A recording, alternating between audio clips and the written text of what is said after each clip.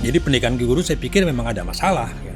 Kalau dari kacamata Pak Tilar ada masalah tentang revitalisasi pendidikan guru. Iya. Ingat nggak sih yang paling berkesan selama interaksi dengan Prof. Tilaar? Entah dalam konteks apa tiba-tiba Pak Tilar memperlihatkan disertasi itu, dilihatnya apa ini disertasi kira-kira begitu ya bagi bahasa saya, terus dikorek-korek gitu ya, hampir robek gitu. Ingin mencoba mengonstruksi yang namanya pedagogik Indonesia, ilmu pendidikan yang Indonesia.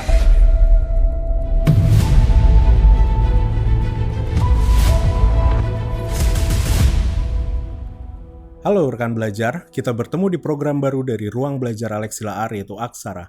Program ini akan menjadi serial percakapan mengenai tema-tema seputar cerita personal dan buah pikiran dari Profesor Alex Tilaar maupun tentang pendidikan secara luas. Bersama saya, Reza Adiatma, Direktur Eksekutif dari Yayasan Amalan Bakti Ekata yang membawahi kegiatan di Ruang Belajar Alex Tilaar dan Rumah Marta Tilaar. Pada kesempatan hari ini, kita telah kedatangan tamu istimewa, yaitu Pak Jimmy Philip Paat. Namanya tentu tidak asing di dunia pendidikan Indonesia. Beliau juga aktif menulis dan sempat menerjemahkan beberapa buku-buku dari penulis Perancis. Karena beliau juga sempat menempuh pendidikan di Université Paris René Descartes dengan mengambil Master of Linguistics dan juga studi di Université Paris 8 Vincennes Saint-Denis, studi sosiologi pendidikan. Beliau juga sangat dekat dengan Prof. Tilaar secara personal dan bahkan sempat berkarya bareng di buku Pedagogi Kritis ya Pak Jimmy ya. Betul. Perkembangan substansi dan perkembangannya di Indonesia yang diterbitkan pada tahun 2011. Selamat datang di Aksara Pak Jimmy. Terima kasih sudah diajak. Iya, sehat ya Pak? Ngobrol. Alhamdulillah sehat. Iya. Jadi memang di acara ini kita kan mau banyak mengulik dari sisi personal maupun buah pikiran dari Prof. Tilaar ya Pak Jimmy. Dan kayaknya untuk episode pertama ini memang tamu yang paling cocok tuh adalah Pak Jimmy gitu. Dan mungkin juga Pak Lodi ya. Tapi sayang Pak Lodi ada di Tomohon sana. Jadi saat ini yang available baru Pak Jimmy gitu. Nah, ngomong-ngomong soal cerita personal dulu ya Pak, kita mulai. Pak Jimmy bisa cerita nggak kilas balik gitu, pertemuan pertama kali dengan Pak Tilaar itu kapan, di mana, tahun berapa mungkin? Ya, kalau mau dibilang saya sudah kenal nama Pak Tilaar itu mungkin sejak saya kecil ya, mungkin sudah sering saya utarakan di beberapa kali pertemuan kita bicara tentang Pak Tilaar hubungannya dengan saya. Ketika masih kecil itu, ketika mungkin umur SD kelas 1, kelas 2, saya sudah sering dengar nama Pak Tilaar dari ayah saya. Dari ayah saya. Yang mungkin menarik buat saya, ketika mau tidur malam, biasanya ayah saya suka menceritakan sesuatu. Ya, ayah saya tidak membacakan buku, tapi menceritakan cerita macam-macam, dongeng-dongeng lah, dongeng-dongeng. Dan termasuk di dalam cerita itu di hari-hari tertentu, ayah saya menceritakan bagaimana cerita tentang Pak Tilaar, khususnya karena Pak Tilaar itu mungkin punya hubungan yang cukup baik dengan ayah saya.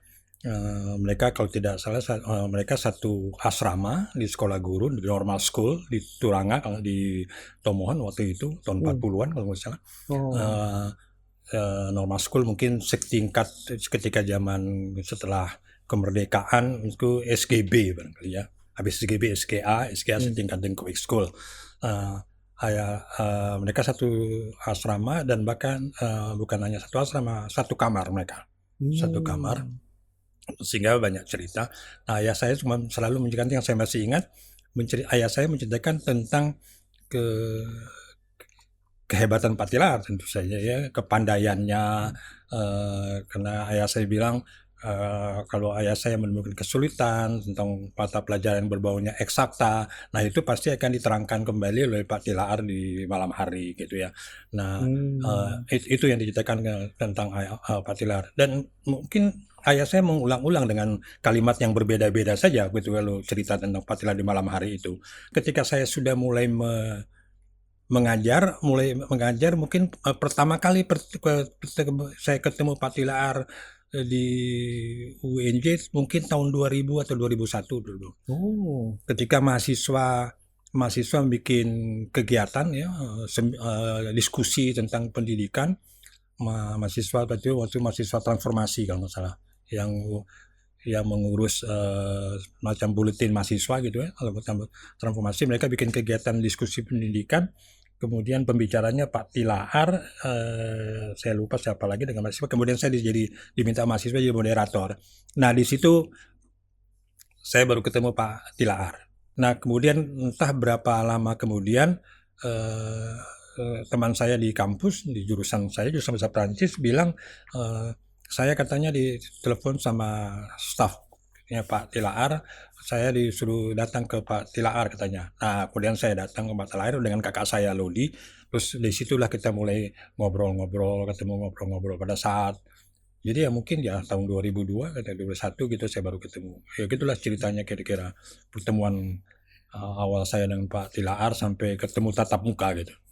Jadi puluhan tahun diceritain dulu ya tentang Nah, jadi sosoknya. ceritain ya, Iya. cerita-cerita dari Pak Tilar. Mhm. Karena dari cerita itu saya menangkap memang Pak Tilar itu sangat pandai, pandai sekali. Kata ayah saya bilang kalau ulangan-ulangan zaman ayah saya bilang itu semua nilainya 10, nggak ada yang nggak Hmm. 10 katanya. Hmm. Semua 10 katanya. Ayah saya cuma bilang mungkin karena ayah saya di dunia musik, Iya. ayah saya bilang ya mungkin kalau menyanyi Pak Tilar kurang bagus katanya. Tidak baik. Tapi karena pelajaran teori musik dia selalu bagus. Jadi kalau dibagi lagi jadi 8 atau 8 juga nilainya katanya kan. Ya, cuma Iya. cuma seperti itulah dan yang saya tangkapin selain pandai Pak Tilar itu orangnya ya yang saya tangkap ya baik. Hmm. Sangat sangat baik ya. Dan suka membantu orang gitu ya dalam kaitannya dengan mereka siswa waktu itu ya bantu kalau dalam kesulitan belajar itu pasti urusannya dengan Pak Tilar untuk kegiatan Pak Tilar membantu-bantu teman-temannya. Hmm. Iya, karena kan sebenarnya kalau di mata publik mungkin kan eh, Prof. Tilaar itu banyak yang mengagumi ya. Ya, Tapi kalau kalau dari Bapak sendiri, kesan yang didapat setelah akhirnya bertatap muka dan berinteraksi langsung tuh apa? Pandang impresi Pak Jimmy terhadap Pak Tilar. ya kami ya tentu senang. Oh ya sebelum sebelum saya ketemu dipanggil itu diajak untuk bertemu. Sebenarnya saya ketemu dengan Pak Tilar itu ketika Pak Tilar baru pulang dari Harvard. Dari Hmm. Harvard kemudian mungkin seperti oleh-oleh gitu ya dibikin eh, eh, eh, dia mendiskusikan mungkin apa yang dia peroleh di Harvard. Seingat saya Pak Tilar mencoba untuk menguraikan ya ada disebut-sebutlah nama-nama para posmo di dalam diskusi itu. Hmm. Nah setelah selesai diskusi saya saya dekati Pak Tilaar sambil keluar untuk pulang. Saya cuma bilang, wah saya lama sekali menunggu Pak Tilaar untuk bicara seperti ini. Maksudnya saya menunggu orang-orang di kampus IKIP itu tahun 2000-an awal juga ya waktu Hmm. itu kalau nggak Hmm. salah. Eh, apa namanya? Mendengar orang ahli pendidikan ya membahas sedikit persoalan-persoalan yang dibahas oleh para pemikir-pemikir pos ya Prancis lah di situ Hmm. pas ya menyebut-nyebut Baudrillard mungkin kalau tidak salah kemudian Derrida, Foucault, Bourdieu di situ wah saya bilang wow. Wah, menarik nih Pak Tilar untuk menyebut-nyebut Hmm. seperti itu karena saya belum pernah dengar para orang-orang ahli pendidikan khususnya di UNJ Hmm. bicara tentang itu. Nah, sebenarnya itu awalnya di situ kemudian baru kita dipanggil Hmm. untuk datang. Tentu saja uh, ya kami senang sekali ya diajak. Saya tidak terlalu tahu pasti apakah ketika bertemu dengan ayah saya menceritakan bahwa uh, ayah saya punya anak juga 2 orang ada di kampus, saya tidak tahu. Tapi ketika saya menyebutkan nama saya dengan Pak Tilar, saya tangkap Pak Tilar tahu bahwa saya anaknya temannya itu. Nama ayah saya juga hampir sama dengan mereka. Pak Tilar Alex, ayah saya namanya Alexander. Kalau ayah saya dipanggilnya panggilannya San, kalau Pak Tilar Lex. Nah, jadi saya rasakan Pak Tilar tahu bahwa saya anaknya San. Dia tahu sekali gitu ya. Tapi dia nggak pernah kamu anaknya nggak pernah, karena dia pikir nggak perlu tahu, nggak perlu kasih tahu, kamu pasti juga tahu gitu. Kira-kira begitu, sama-sama saling tahu gitu. Jadi ya kami senang sekali. Jadi ketika wah ini yang dulu kami dengar dalam cerita sebelum tidur, kemudian bisa ngobrol begitu, diskusi dengan hal-hal yang sama-sama kami sukai gitu ya. Dan tentu saja ya kesannya ya kami senang sekali gitu, sangat senang gitu. Ada satu momen yang paling Pak Jimmy ingat nggak sih, yang paling berkesan selama interaksi dengan Prof. Tilaar? Beberapa ya, tapi mungkin yang sangat menarik itu mungkin memperlihatkan, saya pikir bukan kemarahan sih, kekesalan barangkali ya, disebut kekesalan Pak Tilaar. Entah dalam konteks apa, tiba-tiba Pak Tilaar memperlihatkan dia mungkin sedang memeriksa atau untuk jadi penguji, saya tidak tahu, tapi bukan pembimbing gitu ya, disertasi habis itu dia lihat ini apa ini disertasi, kira-kira begitu ya pakai bahasa saya, terus dikorek-korek gitu ya, hampir robek gitu. Saking mungkin kesal dengan ini, kenapa disertasi seperti ini. Tapi kelihatannya mungkin disertasi itu terlalu masih pendekatannya sangat kuantitatif. Mungkin Pak Tilaar kesal gitu ya, mungkin kenapa masih seperti itu buat saya itu mengesankan buat saya gitu ya, melihat kekesalan Pak Tilaar yang mungkin ya orang bisa lihat mungkin Pak Tilaar kesal gitu, tapi saya lihat kesalnya sampai dikorek-korek itu pakai pensil ballpoint sampai robek itu disertasi gitu ya. Itu yang buat saya menarik, saking kesalnya orang dengan kenapa orang masih tetap saja dengan pendekatan kuantitatif dalam disertasi pendidikan. Itu sih yang buat saya agak menarik buat saya. Melihat momen Pak Tilaar kesal gitu ya, itu mengesankan ya, karena memang mungkin itu saya kaitkan dengan di tulisan-tulisan Pak Tilaar. Memang Pak Tilaar kan menganggap pendidikan di Indonesia ini kan terlalu pakai bahasa Pak Tilaar nih ya, dia menggunakan dia menyebutnya dominasi Amerika, yang disebut Amerikanisme gitu ya, di dalam bukunya di Pedagogi Transformatif kalau salah, itu Amerikanisme gitu, yang disebut ciri-cirinya tadi standarisasi, tes ya, ukur mengukur gitu. Nah itu saya kaitkan dengan itu, dia kekesalannya itu saya pikir saya kaitkan dengan itu, dengan pendekatan yang terlalu Amerika lah kira-kira gitu. Kalau Pak Tilaar keluaran Amerika ya. Iya. Nah, hari ini kita berada di ruang belajar Alex Tilaar. Kita dikelilingi oleh buku-buku koleksinya Prof. Tilaar. Kalau menurut Bapak, kira-kira buku yang mencerminkan Prof. Tilaar banget tuh apa?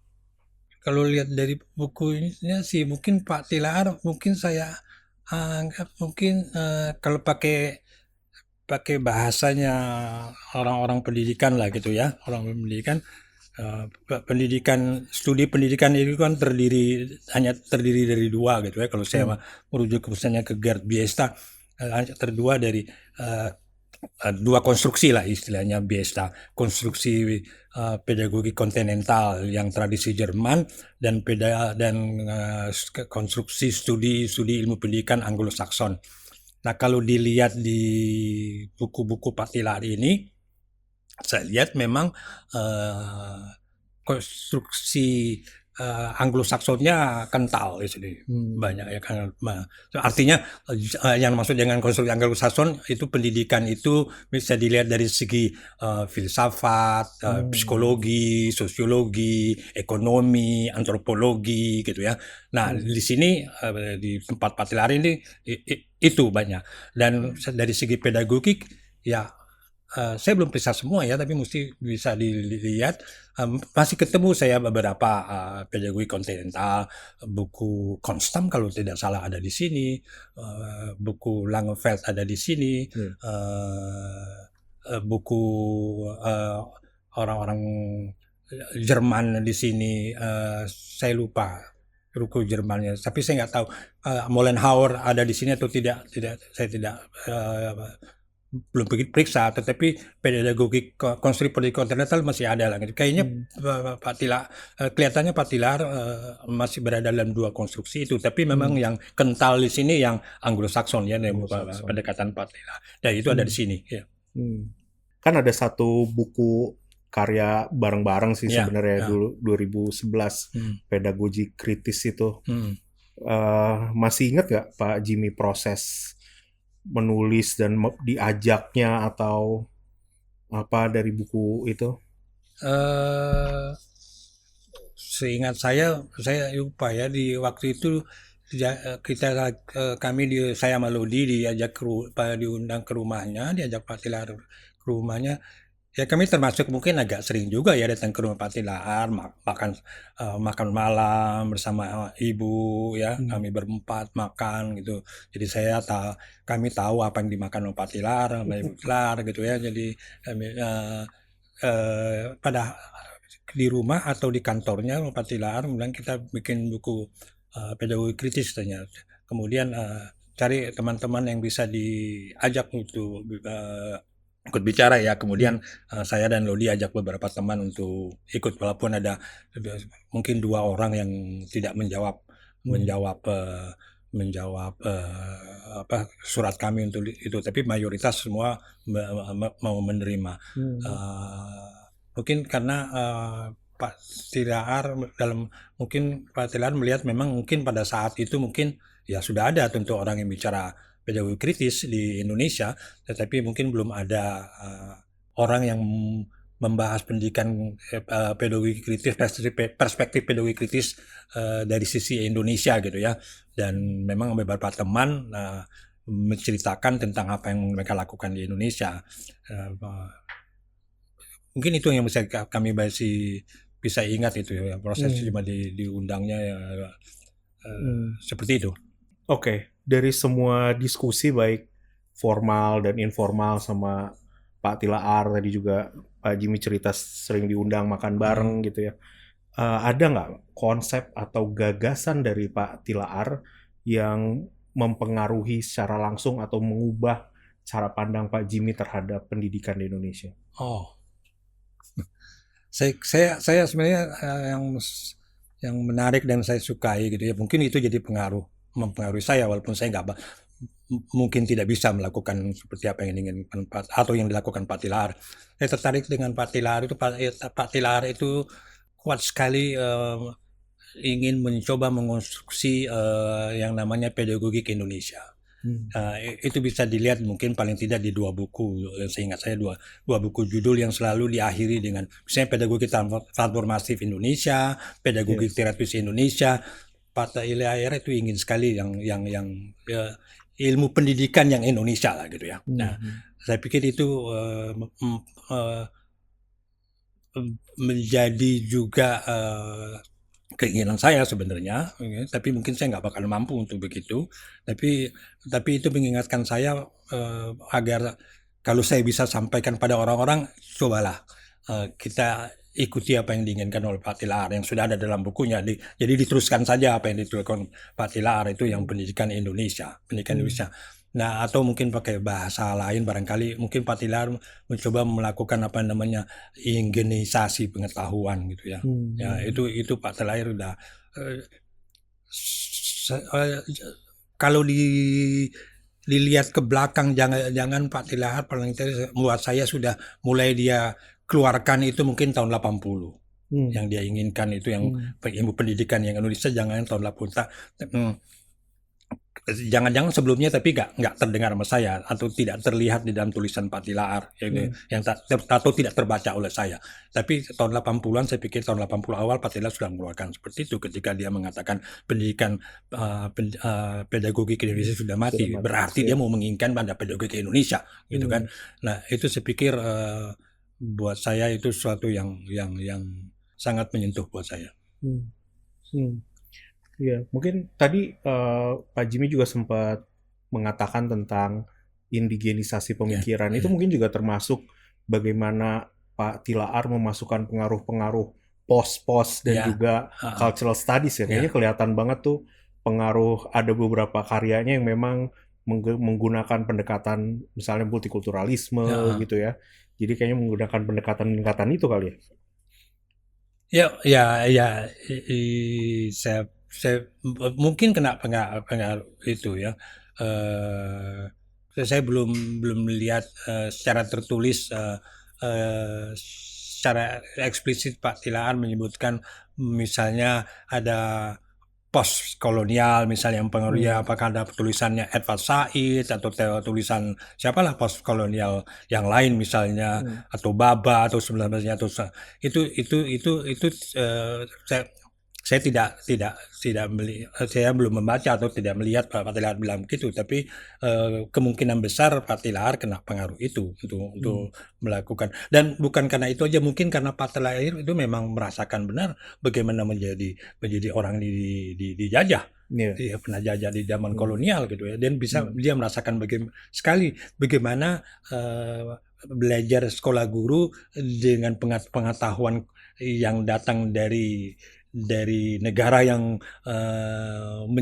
menjajah dia. Jadi mungkin jangan-jangan pada saat itu atau seterusnya ingin sekali dia mencoba mendekolonisasi gitu ya, pengetahuan itu terus mungkin berada di benak Pak Tilaar, sehingga mungkin harus menunggu, karena itu tidak mudah, mungkin harus menunggu berapa puluh tahun kemudian baru mencoba menulis buku-buku tentang yang berbau Indonesia, itu 2002 kalau tidak salah gitu. Jadi setelah sudah mengajar, kalau mulai mengajar mungkin tahun 52, 53, jadi mungkin 63, 73, 83, 93, 2003, ya 50 tahun kemudian baru Pak Tilaar menuliskan apa yang dia maksud dengan pendidikan Indonesia. Jadi cukup lama Pak Tilaar memikirkan itu, saya pikir.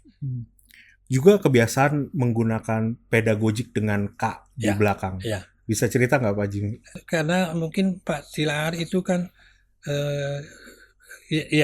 mungkin setelah di zaman normal school dan di quick school mungkin Pak Tilaar sudah belajar pedagogi, tapi yang saya rasakan yang terasa kental kuat ketika belajar di B1 B2 pedagogik di Bandung ya, mereka belajar pedagogik langsung, pedagogik ya pakai K gitu kan, pedagogik pakai K itu dalam bahasa Belanda juga pedagogik ya, pakai tulisannya pakai K. Sebenarnya pedagogi pakai K itu saya diingatkan selalu oleh Ibu Koni. Satu angkatan dengan Pak Tilaar di B1 B2 pedagogi ke Bandung. Yang mengingatkan selalu Ibu Koni mengingatkan pedagogi pakai K ya. Nah, itu untuk membedakan bahwa pedagogi pakai K itu sebagai ilmu pendidikan atau teori-teori pendidikan untuk Pak Tilaar, dan teori pendidikan itu buat Pak Tilaar ya, pedagogi itu ilmu praksis. Sebenarnya mereka merujuk pada Langenfeld ya. Langenfeld itu menggunakan pedagogi pakai K itu ilmu praksis. Praktis, bukan praksis, ilmu praktis, tapi ilmu praktis gitu ya. Nah, Pak Tilaar mencoba mengubah gitu dengan praksis, dengan merujuk kepada Paulo Freire yang praksis dalam arti kesatuan antara refleksi dengan aksi gitu ya. Nah, itu yang Pak Tilaar mengingat dengan pedagogi sebagai tindakan pedagogi gitu ya. Tapi mungkin tindakan pedagogi sepemahaman saya Pak Tilaar juga yang namanya pedagogi itu sebenarnya tindakan pendidikan dengan pedagogis berlandaskan pedagogik pakai K. Ya, itu yang saya pikir Pak Tilaar bisa buat saya menjelaskan itu dengan baik yang menurut saya tidak dijelaskan seperti itu di dalam Langenfeld. Jadi Pak Tilaar untuk memperluas atau bahkan memperluas berpikir apa yang namanya pedagogik kekuatannya pedagogik yang bisa mempengaruhi pedagogi sebenarnya tindakan pendidikan yang berdasarkan ilmu pendidikan gitu. Oke. Juga sebenarnya berbicara tentang pedagogi Indonesia gitu ya. Pak Tilaar juga kan sangat sering mengkritisi sistem pendidikan nasional. Ya. Kayaknya ada beberapa tulisan beliau gitu.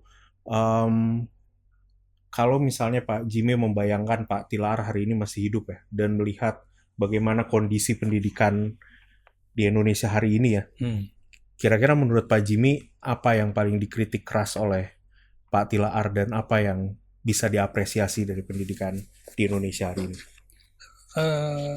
Saya pikir mungkin ada satu buku Pak Tilaar yang saya pikir itu kaitannya dengan dia mengkritik dengan persoalan tes gitu ya di persekolahan kita. Ada bukunya yang namanya, saya tidak terlalu ingat judulnya, Standarisasi kalau tidak salah. Bukunya itu buku itu menceritakan mengenai sejarah tes dan sebagainya, dan buku itu menurut kami itu sebenarnya dilakukan Pak Tilaar untuk mengkritik ujian nasional atau cara menilai yang dipakai di Indonesia gitu ya. Kalau Pak Tilaar masih hidup sekarang, buku itu tetap masih relevan dan Pak Tilaar masih tetap akan melakukan itu karena kita tergantung dengan persoalan ukur-mengukur itu yang dilakukan, yang dipakai Indonesia yang merujuk kepada PISA dan sebagainya gitu. Dan itu sebenarnya sudah dikritik oleh Pak Tilaar dan sekarang masih dilakukan gitu ya. Saya kira Pak Tilaar akan tetap melakukan penelitian itu,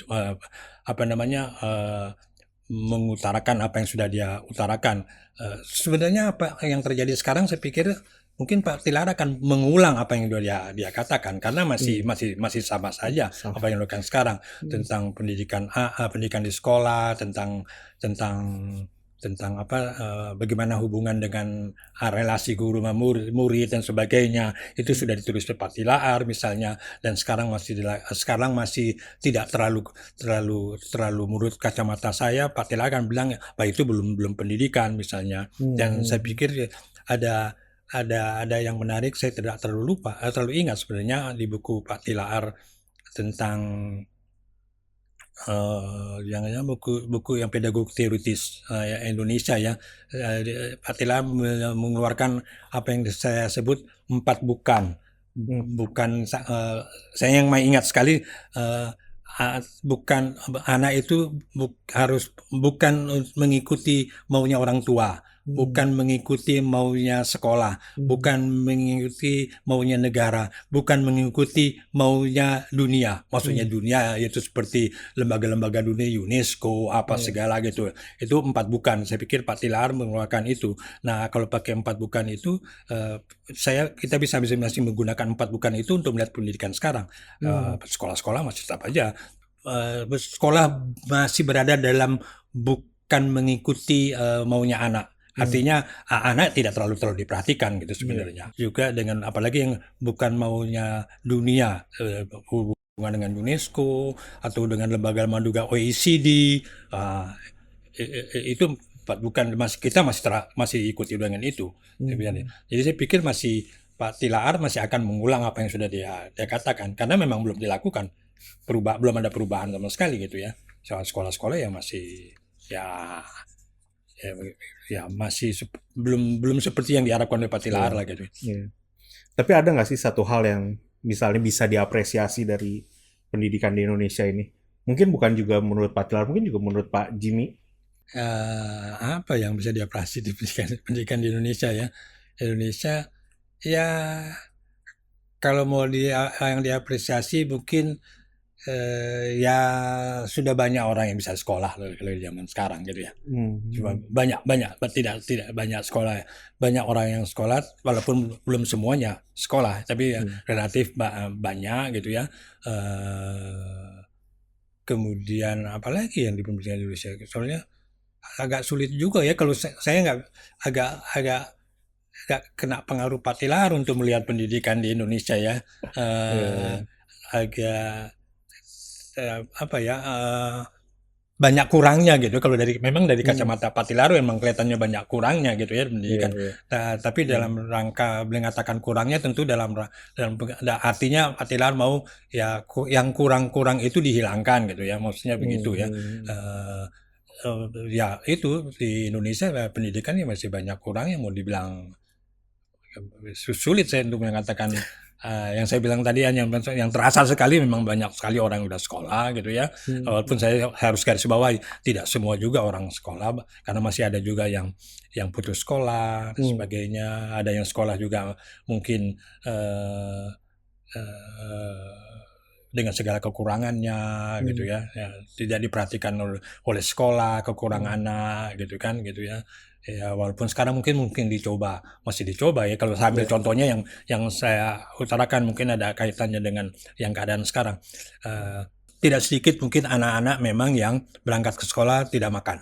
hmm, Saya tidak punya punya data gitu ya. Tetapi saya beberapa kali diceritakan oleh teman-teman yang jadi guru gitu menemukan muridnya itu tidak makan ketika sekolah. hmm, Nah, kalau kaitannya dengan sekarang kalau mau dicari yang ada bagusnya gitu ya. iya, Tapi ini jadi eh, penuh diskusi, polemik gitu ya. iya. Ya mungkin dengan ada makan makan apa Bergizi namanya gratis. gratis di sekolah mungkin itu untuk mengisi hal yang itu. Ya, mungkin itu bisa baik gitu ya dari Hmm, sisi itu ya, tapi hmm. kan saya katakan itu mungkin orang akan ramai bicara. Iya. Eh, jadi kalau bagi Pak Jimmy sebenarnya salah satu pewarisan atau misi intelektual dari Prof. Tilaar yang mungkin agak sulit dilanjutkan itu adalah pedagogik Indonesia itu ya.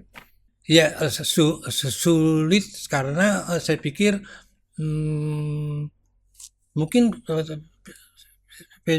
pedagogik Pak Tilar ini bukan pengantar ya. Hmm, Bukan buku pengantar itu, kalau ya. seingat saya nggak ditulis kata pengantar ya. Hmm, Mudah-mudahan saya tidak keliru, bukan pengantar. Seandainya itu pengantar, Pak Tilar suka bikin pengantar ya, dari sama pengantar pedagogi transformatif Indonesia kalau nggak salah juga pengantar, ada kata pengantarnya ya, hmm, hmm, walaupun itu bukan pengantar sebenarnya hmm, buat saya.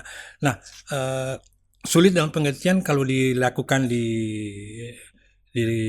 oleh guru-guru, karena guru-guru itu sebenarnya harus punya memiliki pengetahuan atau ilmu yang namanya pedagogik, ilmu pendidikan dulu, hmm, harus punya ilmu pendidikan umum, sebut saja itu pendidikan umum, hmm, kemudian baru masuk ke pedagogik Indonesia.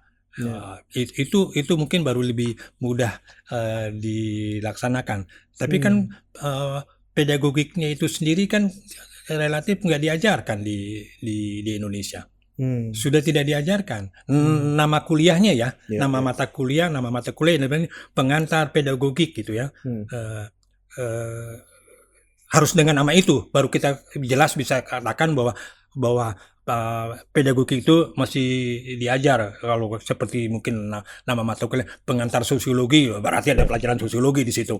ya. Tapi kalau pengantar pedagogik tidak ada, ya pedagogiknya itu sendiri ya tidak ada sebenarnya. Itu Hmm, dulu mungkin yang harus diajarkan menurut saya, kemudian baru masuk di bagian mata pelajaran itu diberikan pedagogik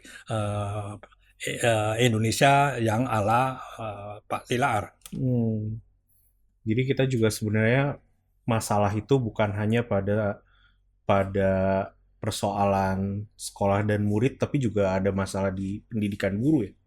Oh iya, ya pendidikan guru. Hmm, Saya kira Pak Tilaar termasuk orang yang tidak henti-hentinya memperhatikan pendidikan guru ya. hmm, hmm, Kalau kita hitung dari disertasinya tahun 68 atau 69. 60 ya sekitar. Bukan 60. Ya, 60-an akhir gitu ya. Hmm, Kan disertasinya tentang pendidikan guru. iya, iya, iya.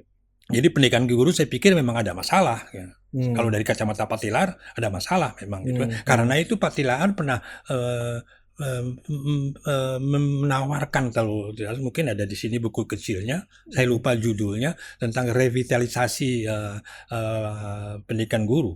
Iya, iya, iya.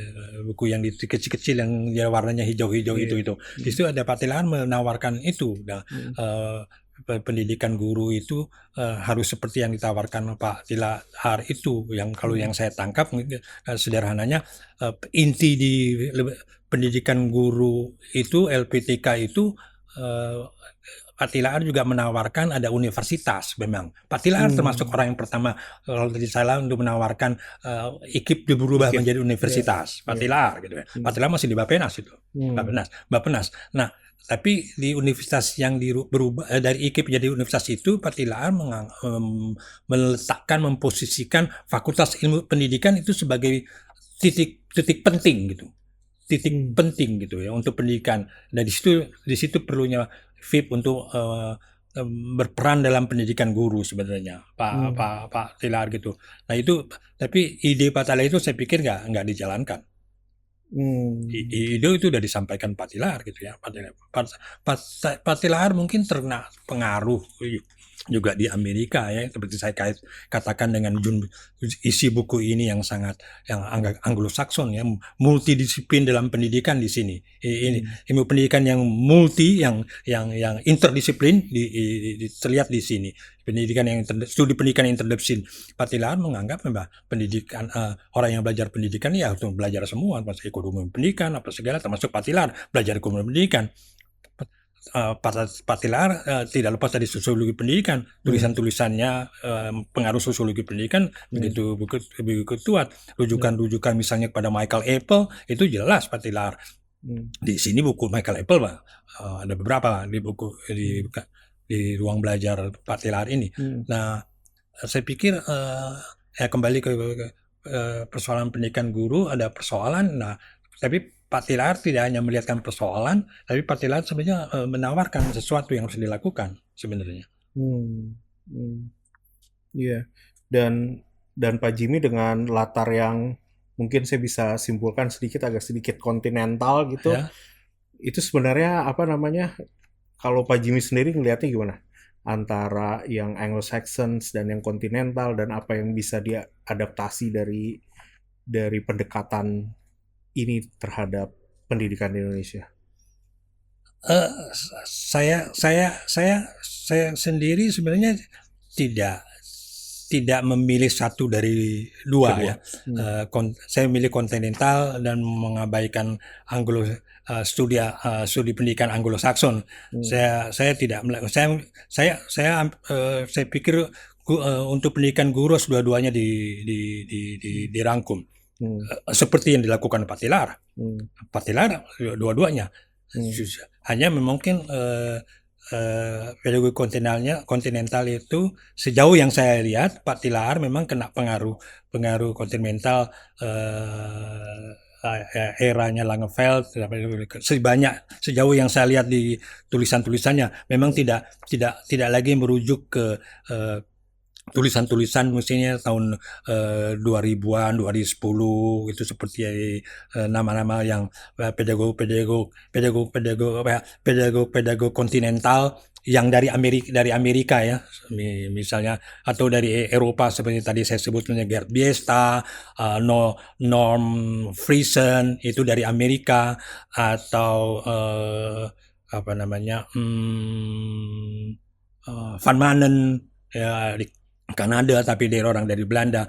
Sejauh yang saya amati memang Pak Tilaar tidak merujuk ke orang-orang pedagogi kontinental yang saya sebut tadi ya.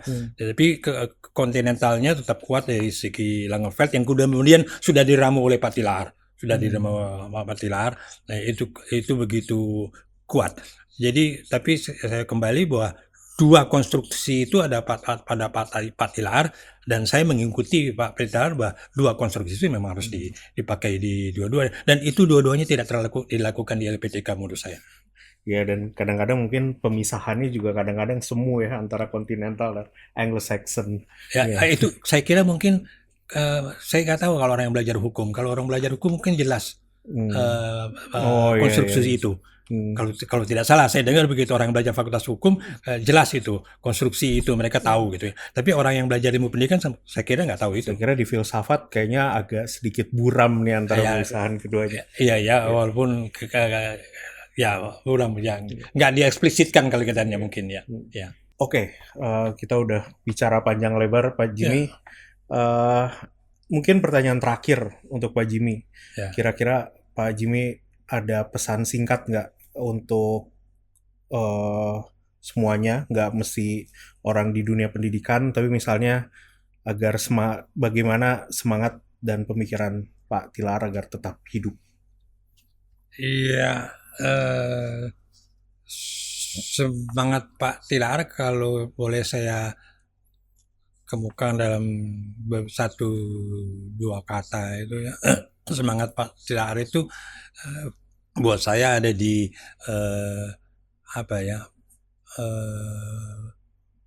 mengonstruksi pendidikan, ilmu pendidikan yang Indonesia. Itu saya bilang buat saya semangatnya Pak Tilaar, sekaligus itu juga menggambarkan siapa Pak Tilaar itu di sisi itu.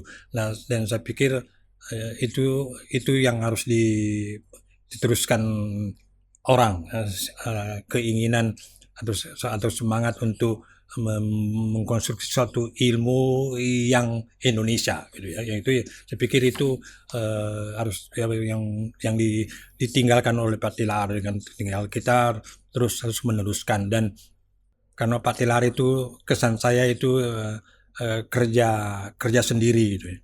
Kerja sendiri, karena kenapa saya sebut kerja sendiri, jarang sekali di kata-kata pengantar Pak Tilaar itu untuk mengutarakan bahwa ini hasil kerjasama dengan diskusi dengan kelompok A, B, C, D. Itu tidak terlihat seperti itu. Jadi saya anggap itu kerja sendiri.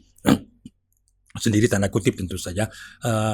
Nah, ini untuk kalau kita tidak bisa kerja sendiri, tentu sebaiknya kita memang kerja dengan kelompok untuk meneruskan semangat Pak Tilaar ini. Itu saya pikir hanya itu yang agak menarik dari Pak Tilaar. Ya. Oke, Pak Jimmy, terima kasih sudah sama-sama menjadi narasumber hari ini. Ya. Baik, rekan belajar, demikian Aksara episode 1. Nantikan episode-episode selanjutnya.